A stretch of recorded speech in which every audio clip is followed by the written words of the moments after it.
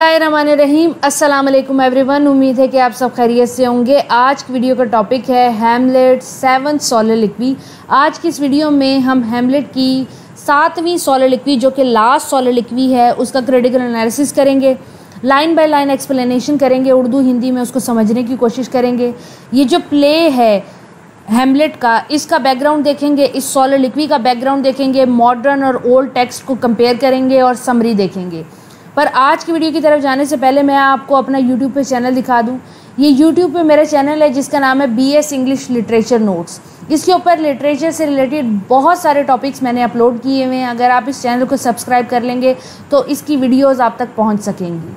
इसके अलावा अच्छी बात यह है कि हर वीडियो के जो नोट्स हैं वो उस वीडियो के डिस्क्रिप्शन बॉक्स में दिए हुए हैं। For example Chaucer's art of characterization, ये एक बहुत इंपॉर्टेंट क्वेश्चन है।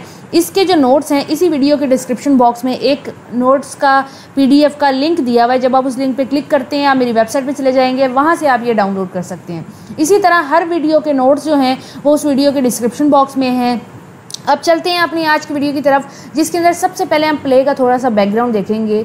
Tragical history of Hamlet prince of Denmark, ये पूरा नाम है इस प्ले का, इस ड्रामे का, जिसको हम हैमलेट बोलते हैं आमतौर पे। ये शेक्सपियर ने लिखा है और इसको लिखा गया था 1599 से लेकर 1601 तक। इस पूरे प्ले के अंदर कंट्री ऑफ डेनमार्क दिखाई जाती है जिसका एक प्रिंस होता है, प्रिंस हैमलेट। उसकी लाइफ के अंदर एक ऐसी ट्रेजेडी होती है जो उसकी लाइफ को बदल के रख देती है।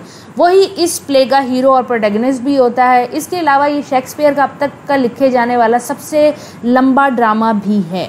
इसके अलावा इसके ऊपर बहुत सारी मूवीज़ और फिल्म भी बन चुकी हैं जो कि आपको देखना ज़रूरी है। जब हम इस सोलिलोक्वी की बात करते हैं तो ये 7वीं सोलिलोक्वी है, 7th इसका नंबर है। और इसके अलावा ये हैमलेट की लास्ट सोलिलोक्वी भी है। ये सोलिलोक्वी ली गई है एक्ट 4 सीन 4 से। प्ले के अंदर एक्ट 4 और सीन 4 के अंदर आप इस सोलिलोक्वी को पढ़ सकते हैं। अगर हम इस सोलिलोक्वी की बैकग्राउंड की बात करें तो हैमलेट जो है वो इंग्लैंड की तरफ जा रहा है और वो ऑब्ज़र्व करता है कि फॉर्टनब्रास का एक जो प्रिंस है वो डेनमार्क से होता हुआ पोलैंड पे हमला करने वाला है एक ज़मीन के टुकड़े के लिए।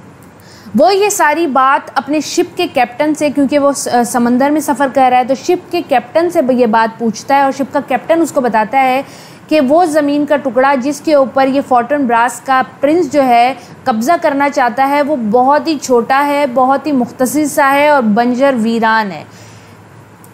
इस बात को सुनने के बाद हैमलेट बहुत ही दिल बर्दाश्ता होता है और इसलिए दिल बर्दाश्ता होता है कि फॉर्टनब्रास का जो प्रिंस है वो बहुत ही डेलिकेट है, बहुत ही छोटे उम्र का है और उसकी कद और जिसामत भी ज़्यादा नहीं है, लेकिन उसका जज्बा, उसकी हिम्मत बहुत ज़्यादा है और जिस चीज़ के लिए वो लड़ने के लिए जा रहा है वो भी कोई ज़्यादा ख़ास अहमियत नहीं रखती।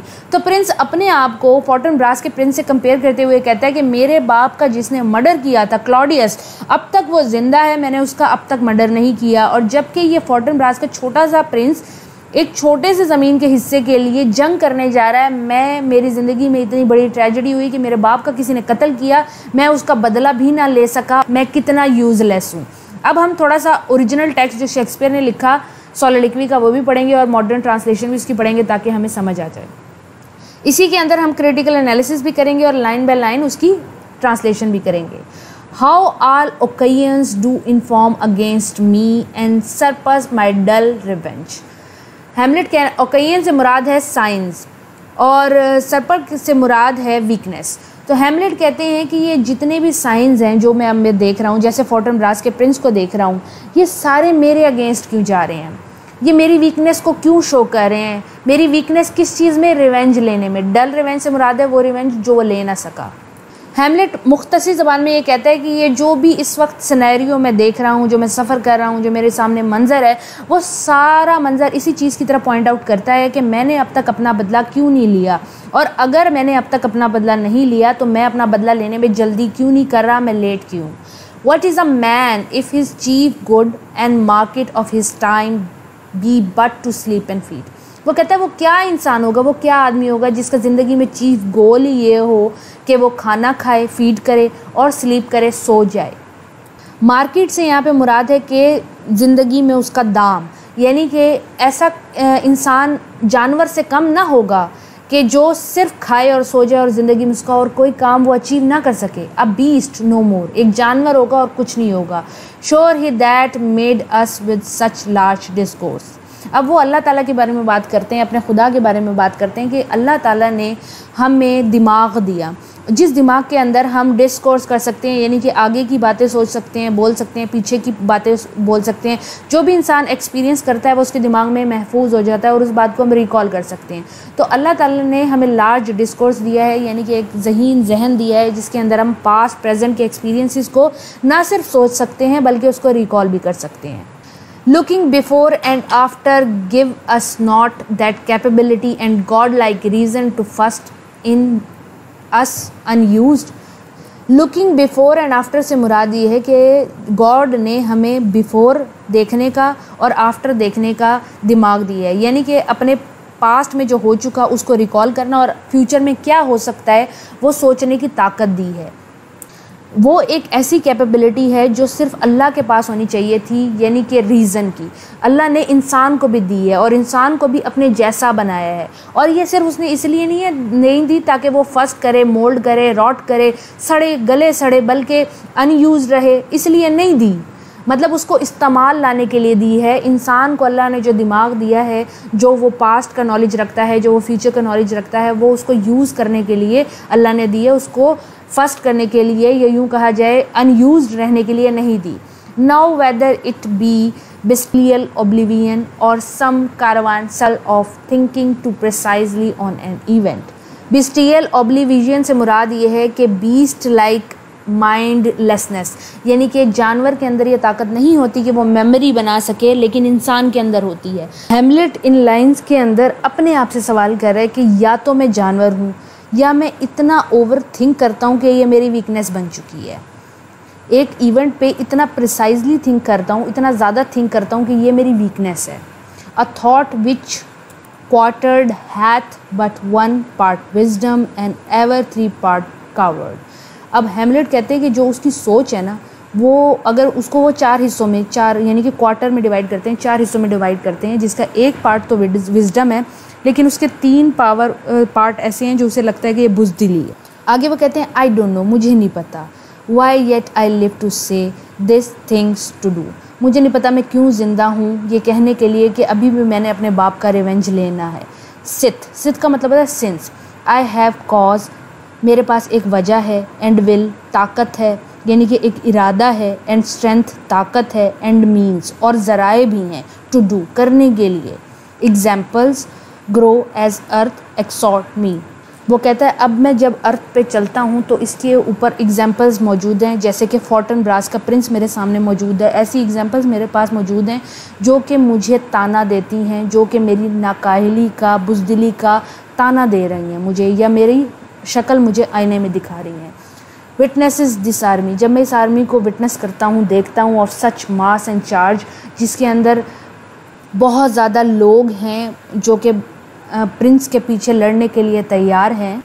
Led by a delicate and tender Prince, Hamlet यहाँ पे कहते हैं मैं जब इस आर्मी को देखता हूँ जिसके अंदर बहुत सारे लोग मौजूद हैं जो कि प्रिंस के कहने पे लड़ने के लिए तैयार हैं, और प्रिंस कौन सा, जो डेलिकेट है, जो नाजुक है और टेंडर है, यानी कि उसका कोई ऐसा फिजिकल स्ट्रक्चर बहुत ज़्यादा वो ताकतवर नज़र नहीं आ रहा, बल्कि एक पतला दुबला प्रिंस नज़र आ रहा है उसको।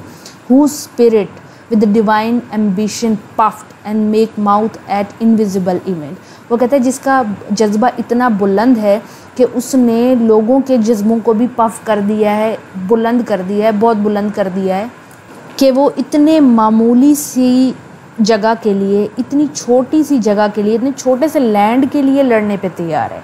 Exposing what is mortal and ensure to all that fortune death and danger dare even for an action, वो कहता है कि वो अपनी मॉर्टल होने के लिए, यानी कि मरने के लिए तैयार है, अपनी मौत को इख्तियार करने के लिए तैयार है, एक डेंजर से, एक डेयर से गुजरने के लिए तैयार है, अपनी किस्मत को आजमाने के लिए तैयार है। किस लिए?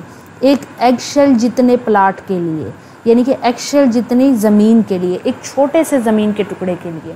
Rightly to be great is not to stir without great argument but greatly to find curl in straw when honors at stake how I stand then, वो कहता है मैं जानता हूँ मैं जानता हूँ कि जो जंग है वो सिर्फ इसलिए नहीं कर रहा कि उसे ज़मीन चाहिए, बल्कि वो अपने ऑनर के लिए कर रहा है, अपनी इज़्ज़त व वक़ार के लिए करता है। वो कहता है कि मामला छोटा हो या बड़ा हो, इंसान को अपनी इज़्ज़त को आगे रखना चाहिए अपनी जान के, और ये प्रिंस भी ऐसा ही कर रहा है। बेशक वो प्लॉट इतना बड़ा नहीं है, वो जगह इतनी बड़ी नहीं है, लेकिन उसका ऑनर बड़ा है, यानी कि उसकी इज़्ज़त बड़ी है। और वो कहता है जब मैं अपने आप को उससे कंपेयर करता तो मैं कहाँ पे स्टैंड करता हूँ, मैं कहीं पे भी स्टैंड नहीं करता।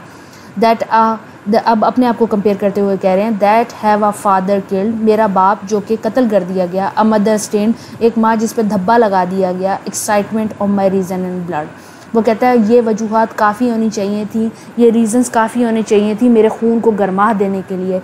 And let all sleep, let all sleep से मुराद ये है कि स्टिल मैंने कुछ भी नहीं किया। वाइल टू माई शेम, मेरे ऊपर लानत के लिए इतनी चीज़ काफ़ी है, मेरी बेइज्जती के लिए इतनी चीज़ काफ़ी है। I see the imminent death of 20,000 men that for a fantasy and trick of fame go to their grave like bed fight for a plot. वो कहता है मेरी शर्म व गैरत के लिए, मेरी बेइज्जती के लिए इतनी चीज़ काफ़ी है कि जो 20,000 आदमी मेरे सामने एक आर्मी मौजूद है, ये सिर्फ़ एक ख़याल के लिए और फेम हासिल करने के लिए कि जंग में बड़े अच्छे तरीके से शहीद हुए, ये मरने के लिए जा रहे हैं और मरने के बाद ये अपनी कब्रों में लिटा दिए जाएंगे। और ये फ़ाइट किस लिए कर रहे हैं? एक प्लॉट के लिए, एक छोटे से लैंड के लिए। आगे वो कहता है where on the numbers can not try the cause which is not tomb enough and continue to hide their slain. वो कहता है कि ये इतना प्लॉट में सिर्फ इतनी सी जगह है कि इनकी अगर लाशें भी दफन करें तो वो प्लॉट छोटा पड़ जाए। वो कहता है कि अगर जंग में लड़ते हुए 20,000 मैन मर जाएं तो इनकी कब्रें ही अगर बना दी जाए तो वो प्लॉट छोटा पड़ जाए। ओह फ्रॉम दिस टाइम फोर्थ, अब इस आगे वो कहते हैं अब इस वक्त से आगे माई थाट्स बी ब्लडी, मेरे जो ख्यालात हैं वो भी खूनी होंगे, और टू बी नथिंग वर्थ, इसके अलावा और कुछ नहीं होंगे। यानी कि हैमलेट अब वो एक डिसीजन पे पहुंच गया है कि अब उसने क्लॉडियस का मर्डर करना है, इसके अलावा और कोई चारा नहीं है। इसकी समरी मैंने नीचे दी हुई है, अगर आपको ये समझ आ गया है तो वीडियो को लाइक करें। मैं नोट करती हूँ कि बहुत सारे बच्चे वीडियोस देखते हैं लेकिन उसके बाद वो सब्सक्राइब करना भूल जाते हैं, जिसकी वजह से उनको नेक्स्ट वीडियो नहीं मिलती। तो इस चैनल को ज़रूर सब्सक्राइब करें ताकि अगली वीडियोज़ आप तक पहुँच सकें। अगली वीडियो तक के लिए अपना ख्याल रखें। अल्लाह हाफ़िज़।